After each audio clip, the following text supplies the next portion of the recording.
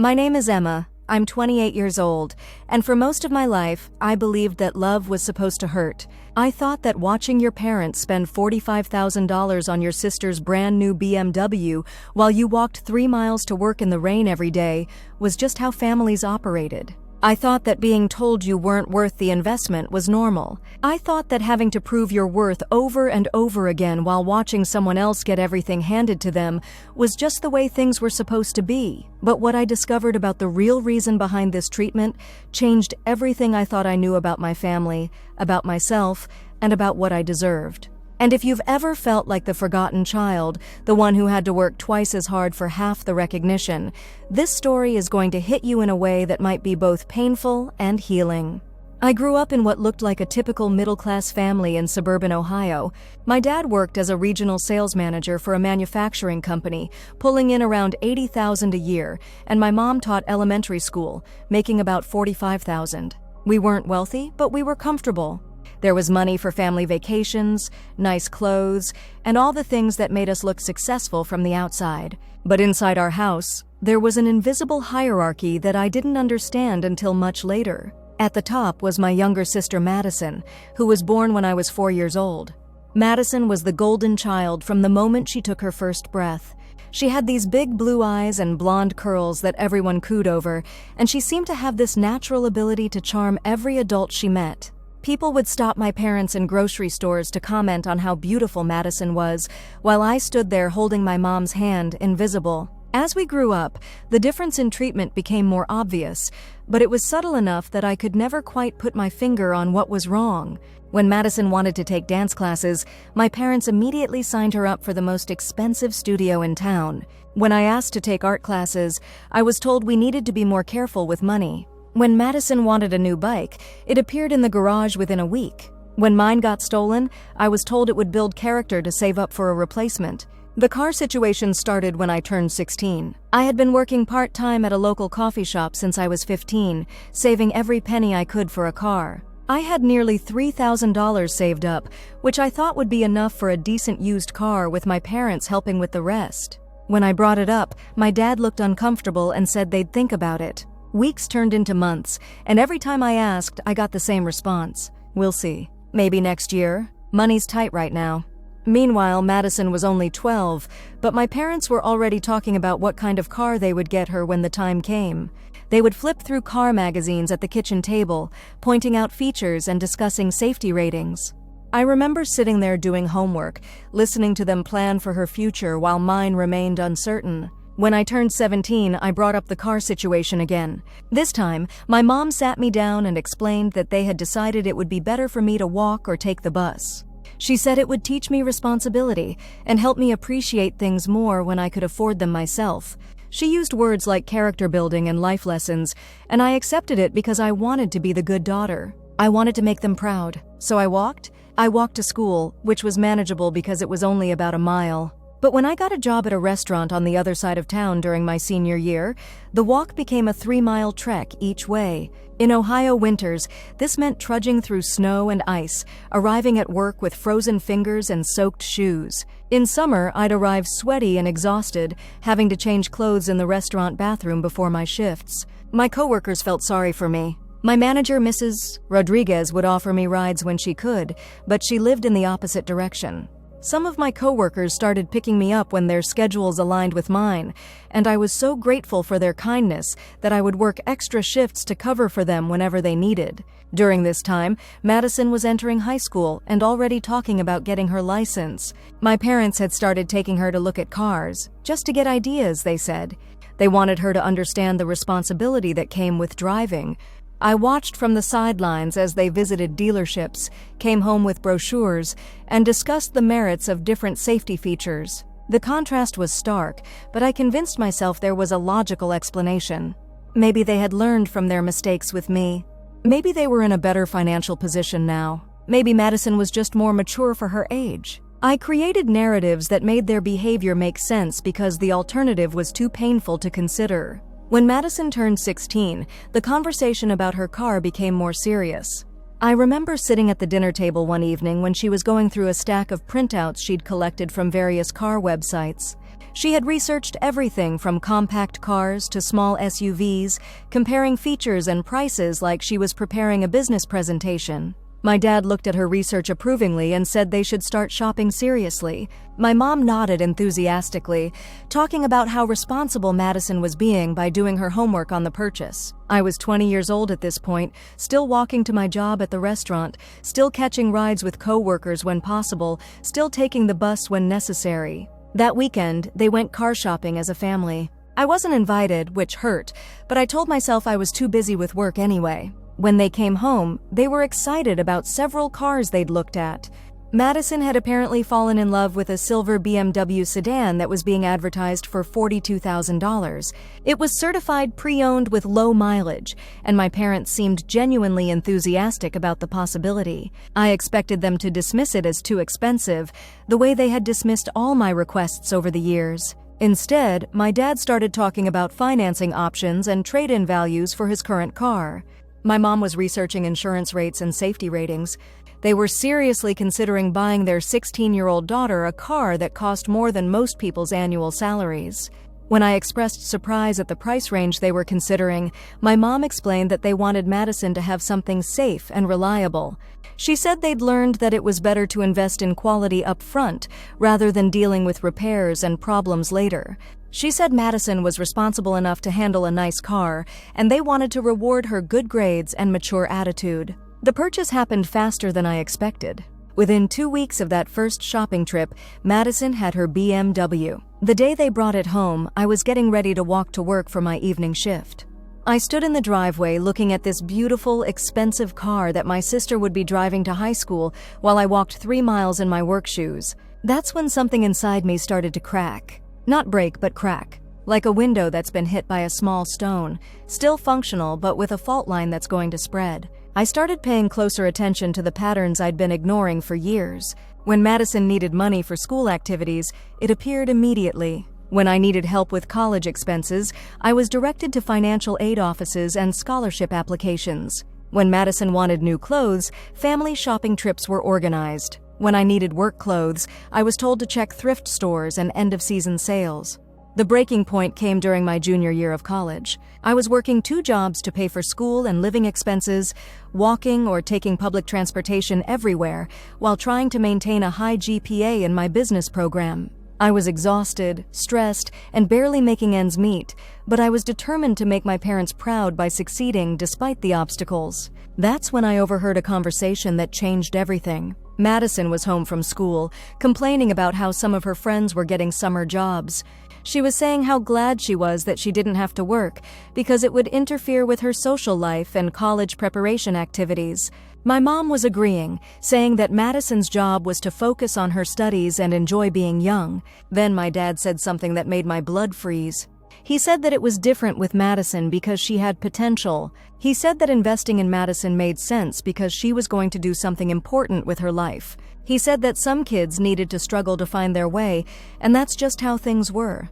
I stood there in the hallway, invisible as always, listening to my parents discuss their children like we were stock portfolios. Madison was the blue-chip investment, guaranteed to pay dividends. I was apparently the risky venture that they weren't willing to put their money behind. But that wasn't even the worst part. The worst part came when my mom chimed in with her perspective.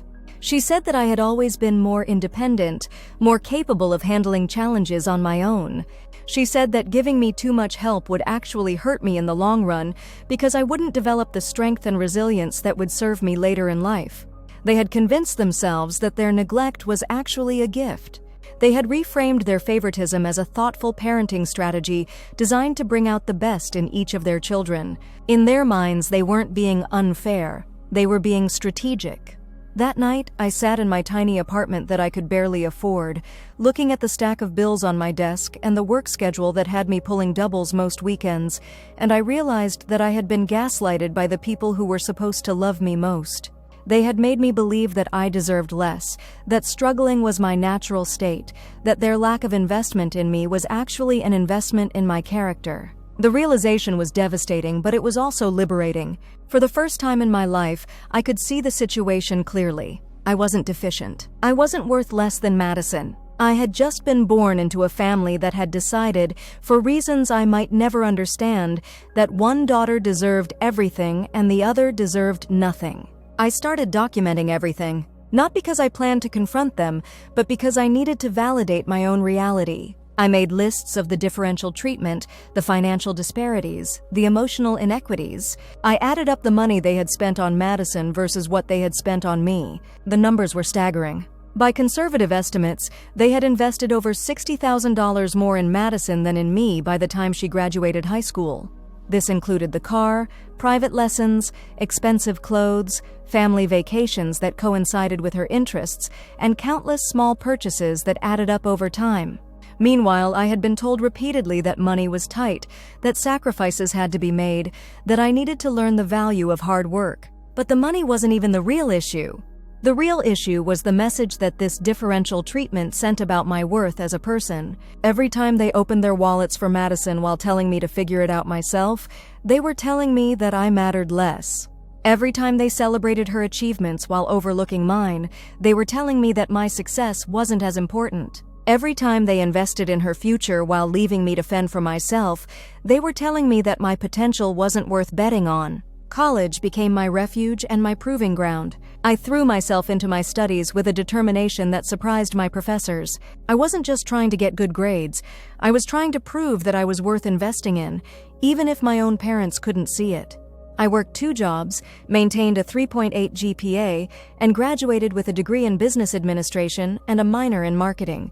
During my senior year, I started working as an intern at a mid-sized marketing firm in Columbus. The internship was unpaid, which meant I was working 3 jobs during my final semester, but I could see that this opportunity could lead somewhere important. My supervisor, Jennifer, was impressed with my work ethic and my fresh perspective on digital marketing strategies. When I graduated, Jennifer offered me a full-time position with a starting salary of $45,000. It wasn't a fortune, but it was more money than I'd ever had access to, and it came with benefits and opportunities for advancement. For the first time in my life, I felt like someone was investing in my potential. My parents' reaction to my job offer was telling. They were pleased, of course, but in a casual way that suggested they had expected me to land on my feet somehow. There was no celebration, no family dinner to commemorate the achievement, no acknowledgement of how hard I had worked to get there. It was just another item of news to be processed and filed away. Meanwhile, Madison was finishing her senior year of high school and preparing for college. She had been accepted to several good schools, and my parents were actively involved in helping her choose between them. They visited campuses, compared programs, and discussed the merits of different locations. When it came time to make a decision, they didn't just support her choice, they helped her make it. Madison chose a private liberal arts college that cost nearly $50,000 a year. My parents didn't hesitate to commit to funding her education, even though it would mean taking out loans and making significant financial sacrifices. They said that Madison's education was an investment in her future, and they were happy to make that investment. The contrast with my own college experience was stark. I had received minimal financial support, had worked multiple jobs throughout school, and had graduated with modest student loan debt that I was responsible for paying back. Madison would graduate debt-free with a degree from a prestigious institution and all the networking opportunities that came with it. But something interesting happened during Madison's freshman year of college. She struggled. Not academically, her grades were fine, but emotionally and socially. She called home frequently, complaining about her roommate, her classes, and the social dynamics of college life. She seemed unable to cope with even minor setbacks without significant support from my parents. Meanwhile, I was thriving in my new job. Jennifer had become both a mentor and an advocate, and I was quickly taking on more responsibility and more complex projects. Within 6 months, I received a raise and a promotion to account coordinator. Within a year, I was managing several major accounts and leading a small team of junior staff. My success at work was incredibly fulfilling, but it also highlighted something important about the way I had been raised. The independence that my parents had forced on me, the resilience I had developed through years of struggle, the work ethic I had cultivated through necessity, these were actually valuable assets in the professional world. What my parents had framed as character-building neglect had actually given me skills that many of my peers lacked. I started to see my upbringing differently. Not as evidence that I was worth less, but as unintentional preparation for adult success. I had learned how to solve problems independently, how to work hard without recognition, how to persevere through setbacks, and how to find creative solutions when resources were limited. These weren't just survival skills, they were leadership skills. As my career progressed, I began to have less and less contact with my family. It wasn't a conscious decision at first. I was just busy building my life and didn't have much emotional energy left over for managing their dysfunction. But as time passed, I realized that the distance was actually healthy for me. When I did interact with my family, the old patterns were still there. Madison's achievements were celebrated and discussed at length, while mine were acknowledged briefly and then forgotten. Madison's problems were treated as family crises requiring all hands on deck, while my challenges were dismissed as normal adulting that I should be able to handle alone. The final revelation came when I was 25 years old and Madison was 21. I had been promoted again, this time to senior account manager, and was earning nearly $70,000 a year. I had saved enough money to buy my own car, a modest but reliable sedan that I paid for in cash. I had my own apartment, no credit card debt, and a growing savings account. Madison, meanwhile, was struggling to finish college. She had changed majors twice, was on academic probation, and was showing signs of what my parents euphemistically called adjustment issues. She had developed some unhealthy coping mechanisms and was requiring increasingly expensive professional support. During this time, my maternal grandmother passed away. Grandma Rose had always been kind to me, and I had maintained a relationship with her even when things with my parents were strained. When she died, I was genuinely grief-stricken, but I was also curious about her will. Grandma Rose had been fairly well off, and I knew she had intended to leave something to her grandchildren. What I discovered shocked me to my core, and finally gave me the missing piece of the puzzle I'd been trying to solve my entire life. At the reading of the will, I learned that Grandma Rose had established education funds for both Madison and me when we were young children. The funds were substantial, $50,000 each, invested and growing over the years. By the time we were college-aged, my fund had grown to nearly $75,000, and Madison's was worth a similar amount. But here's what I discovered. My parents had used Madison's education fund for her college expenses, just as Grandma Rose had intended. But they had never told me about my fund. Instead, they had left it untouched, allowing it to continue growing while I struggled to pay for college on my own. When I confronted them about this, their response was illuminating. My mother said they had decided not to tell me about the fund because they wanted me to learn the value of hard work. My father said they thought I was capable of succeeding without help, so they decided to save the money for something more important later. But Madison had known about her fund. She had known throughout high school that her college expenses were covered. She had known when she was choosing between schools that money was no object. She had been making decisions with complete financial security, while I had been making decisions based on what I could afford. The betrayal was complete, but so was the clarity. My parents hadn't just played favorites. They had actively sabotaged my opportunities while hiding resources that were rightfully mine. They had forced me to struggle not because struggle was good for me, but because they had decided I was less deserving of support than my sister. But here's what they hadn't anticipated. Their sabotage had backfired. While Madison had grown dependent and entitled, I had grown strong and self-sufficient. While she had learned to expect support and accommodation, I had learned to create my own opportunities and solve my own problems. While she had developed a sense of entitlement about resources and recognition, I had developed a deep appreciation for what I had earned through my own efforts. The money they had withheld from me was still there, still growing, still legally mine. But by the time I discovered it, I didn't need it the way I had when I was 18 and struggling to pay for college. I had already built a successful career and a stable life without their help.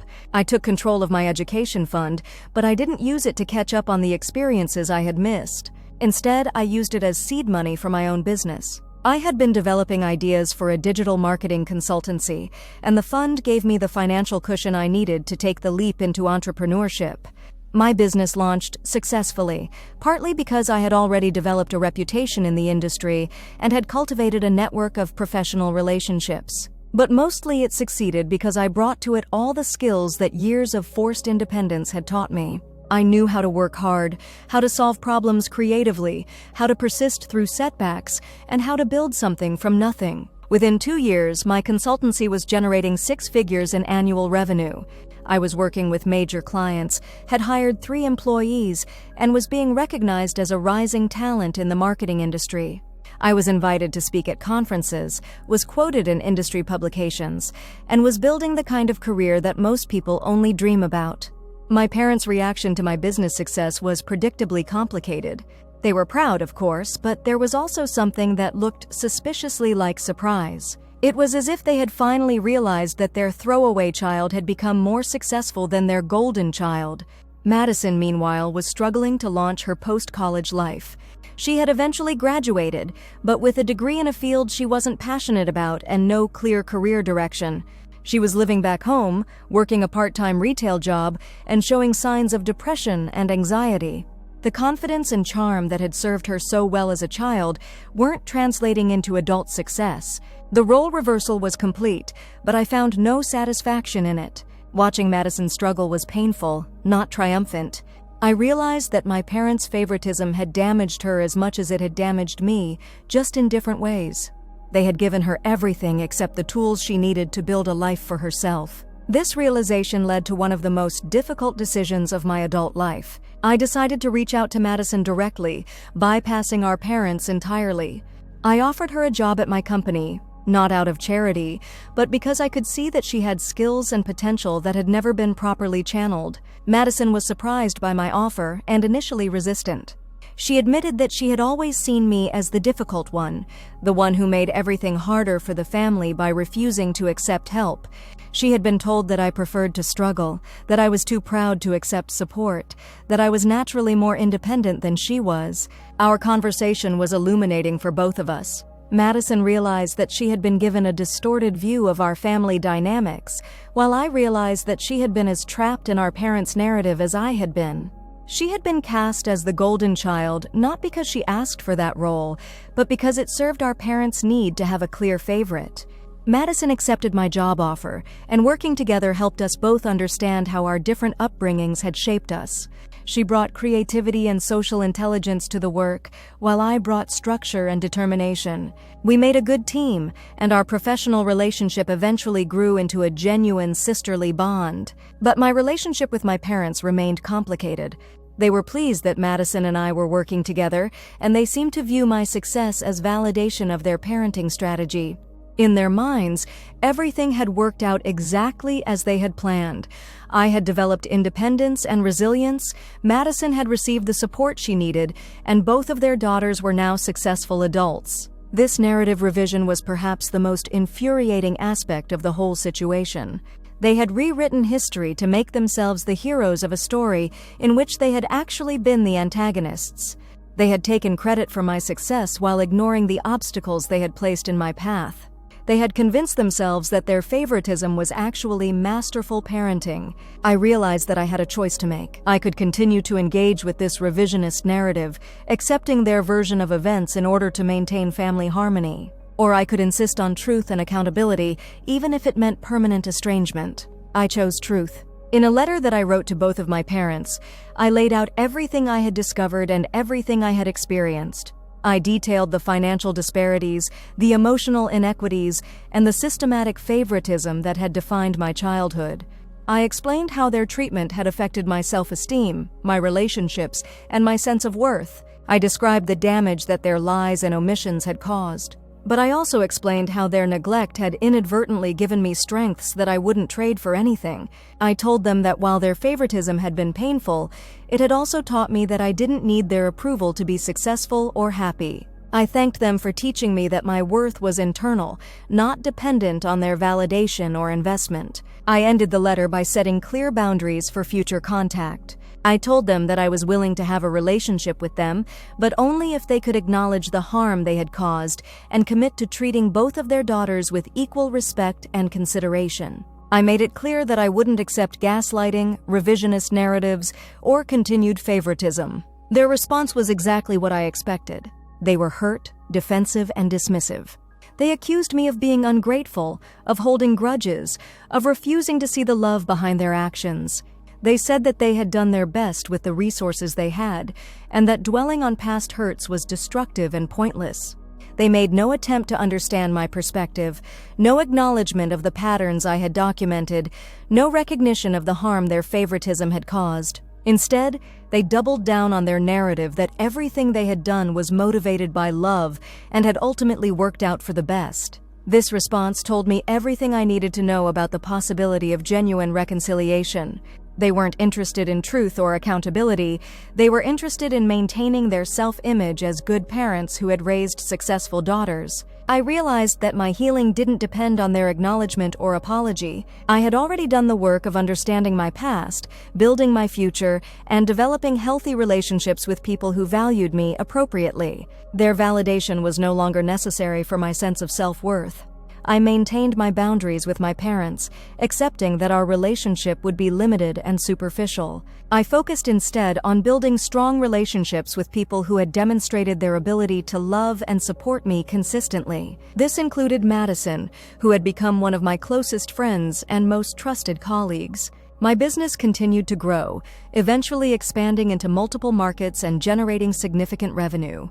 I was featured in several business publications as an example of successful female entrepreneurship, and I began speaking at conferences about building resilience and independence in competitive industries. The success was satisfying, but not because it proved anything to my parents. It was satisfying because it represented the full realization of potential that I had always carried within me. Every achievement felt earned, every milestone felt authentic, every recognition felt deserved.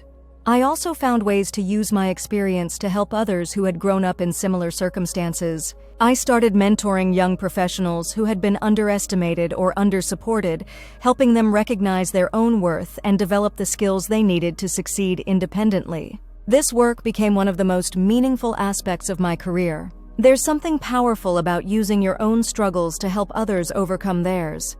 Every person I mentored who went on to build a successful career felt like validation, not just of their potential, but of the possibility that our worst experiences can become our greatest strengths. Today, I'm 31 years old, and I can honestly say that I'm grateful for the path my life has taken.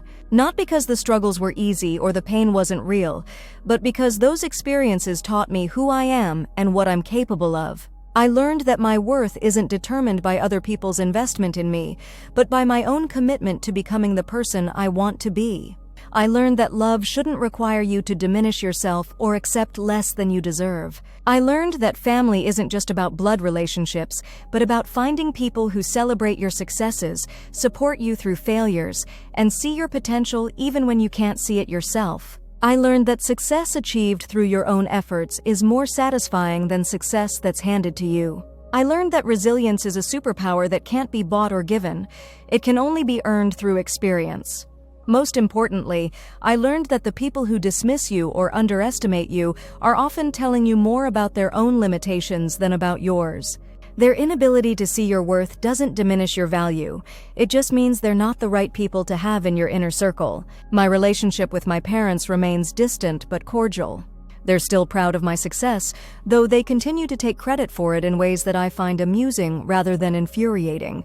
Madison and I have built a relationship based on mutual respect and genuine affection, proving that it's possible to overcome dysfunctional family patterns when both people are committed to growth and honesty. The $45,000 car that started this whole reflection is still in my parents' driveway, though Madison rarely drives it anymore. She has her own car now, purchased with money she earned working at my company.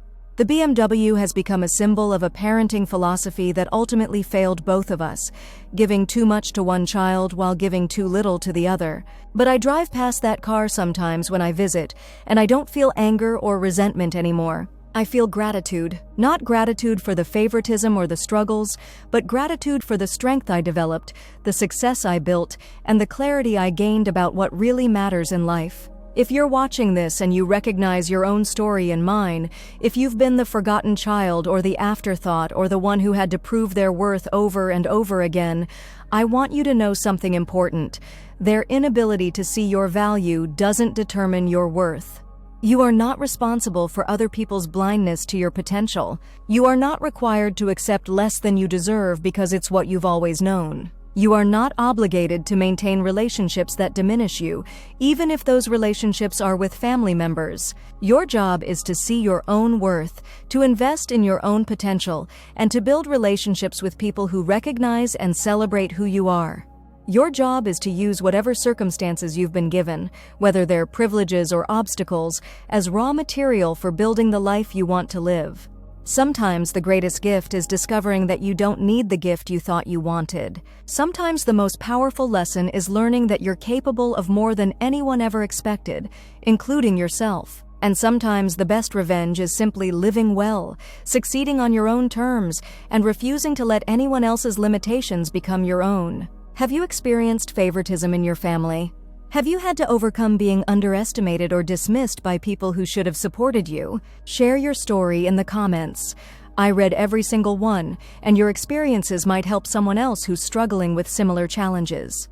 And if this story resonated with you, please like and subscribe, because creating this content and building this community of people supporting each other through family dysfunction and personal growth is what makes all of this worthwhile.